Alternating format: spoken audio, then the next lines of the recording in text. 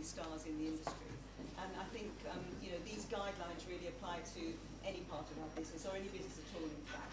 So it's sort of some general precepts or guidelines, if you like, or piece of information about what I think is important about getting on and looking after you and your future careers. So I'm really going to talk about three basic areas that I believe in very strongly. One is general curiosity, the second is self-awareness, and the third is honesty and integrity. And they sound a bit sort of fluffy, but you know, I think I'm going to try and demonstrate. Candidates for me are the people that are doing their current job well.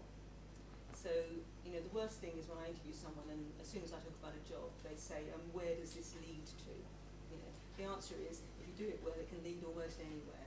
So, you know, people that are actually performing well and demonstrating that they're adding value, that are sort of growing in the job, are always the best candidates. So the ones that are ambitious and looking for the next job, I think, you know, that is the wrong thing to do. The important thing is to do what you're doing really well.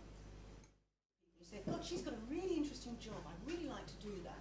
The truth is that no really interesting jobs come via a job brief. You know, I rarely get a job brief that describes a job like, oh, that's fascinating. You know, I usually get these really boring job briefs that tick boxes. And I think that the point about that is that people grow into jobs, people develop their own jobs. You know, people demonstrate that they do one job well, you know, what I call the vanilla job, and then they can add value to that, and the job becomes a sort of hybrid job that didn't exist before because they make it that. So, you know, don't always aim for, you know, we're talking about a dream job. Maybe the dream job is for you to invent.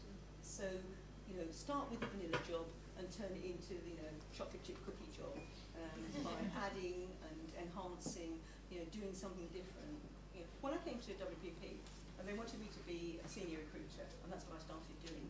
You know, it's fabulous now because I have teams of recruiters, I look after diversity, I look after all the talent management in WPP for the top people, and that's because there was an opportunity to do that, we needed to do that, and I was able to give them, you know, give them the opportunity to do that. So demonstrating you do one job well will allow you to get on to the next job and the next job, and that may create your dream job.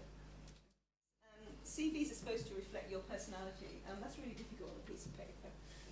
So I think that the whole idea of having websites is a good idea, particularly obviously for creative people. I think it's fabulous that people go and see your work and read a bit about you. Just a few words of advice. A CV has to be a balance in this business about demonstrating your creativity and showing you're a serious business person. Now that's, you know, that balance is always quite tough. So I sort of say to you, you know, try and look at the CV and make it a sort of a balance between those two elements.